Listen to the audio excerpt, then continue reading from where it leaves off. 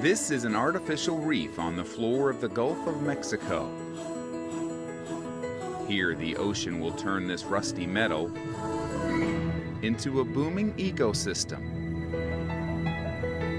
An empty sea bottom transformed into a dense underwater jungle of life.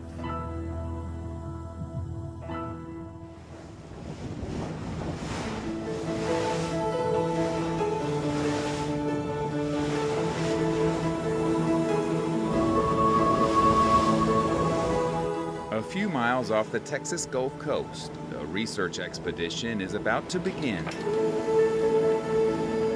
We have more shots if you put it my booties off than anything else, I think.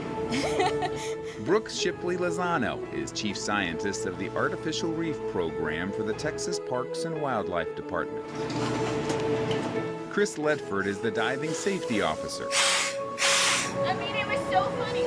They're part of a team, spending the next 4 days on board the MV Fling, pursuing their life's mission and chasing their life's passion.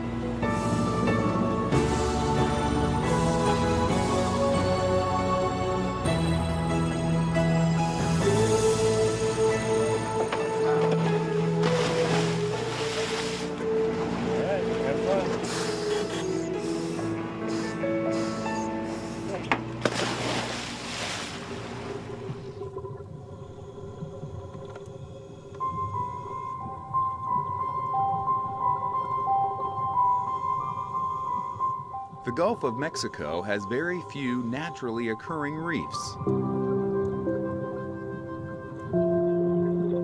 So artificial ones like oil platforms, reef balls, and decommissioned ships give barnacles, coral, and other invertebrate sea life the hard surfaces they need to survive.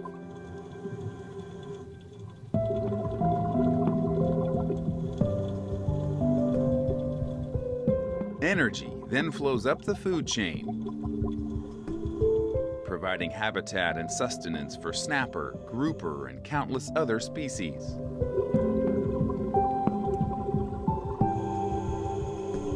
Every so often, the underwater inhabitants here get visitors from up top. Marine biologists like Brooke and Chris, who have come to count fish, collect data, and evaluate the overall health of their man-made ecosystem. The monitoring program is essential to the entire artificial reef program because if we don't monitor the reef structures, then how will we know whether the fish are there, whether it's a good structure? Both Brooke and Chris help manage an artificial reef program that covers 4,000 acres across nearly 70 sites. I was introduced to scuba by my dad, who was a diver in the military. It's very much a part of who I am. I love just playing around down there, which is kind of hard to do when I'm on a work dive, but we always make some time for that.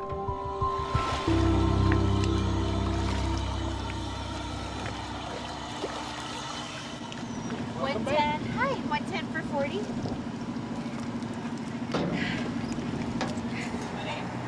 Yeah, that was a good dive. Better than Kevin.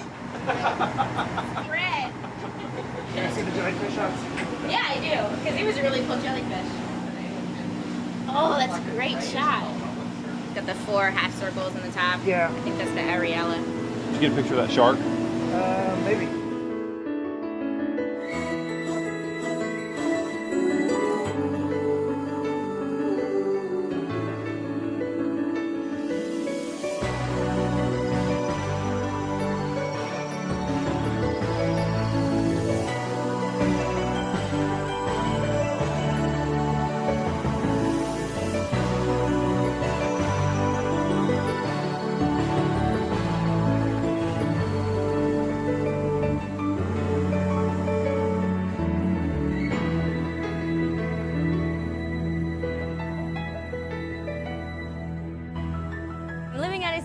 is difficult sometimes. It is a lot of fun. You know, my job is scuba diving.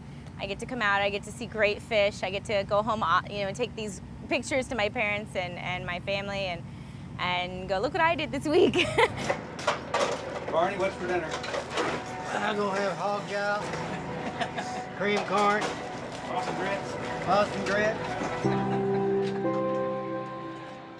I've been on work ships where I have been gone for 3 to 4 weeks at a time. It's a wonderful thing, but it's also hard. You wake up at 5 in the morning, you don't go to bed until 10, 11 at night.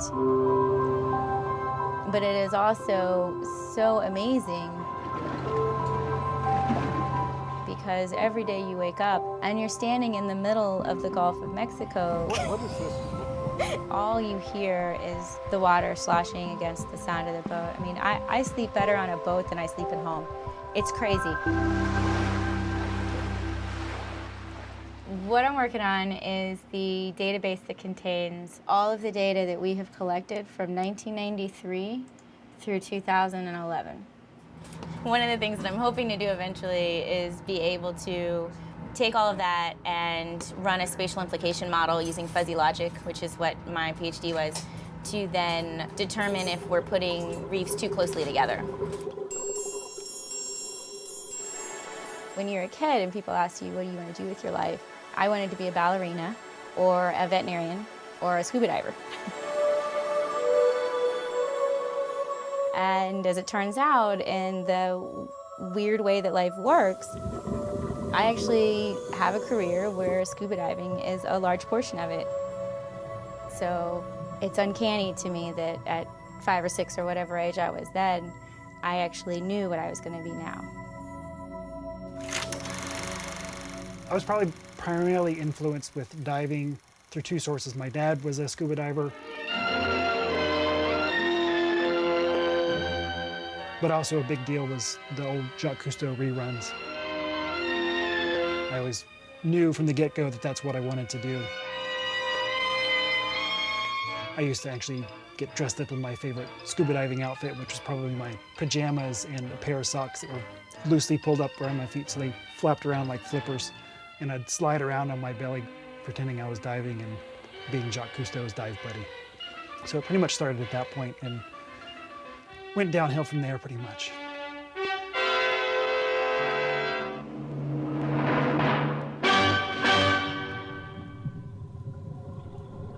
When I'm at sea and once I'm in the water, it is the most serene and perfect place that you can be. You're there and you're weightless in this amazing blue world where things swim within inches of your face, and it's just perfection.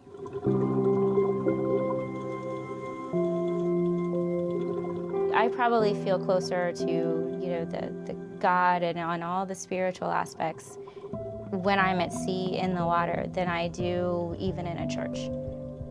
It's just you and God's creations in perfection.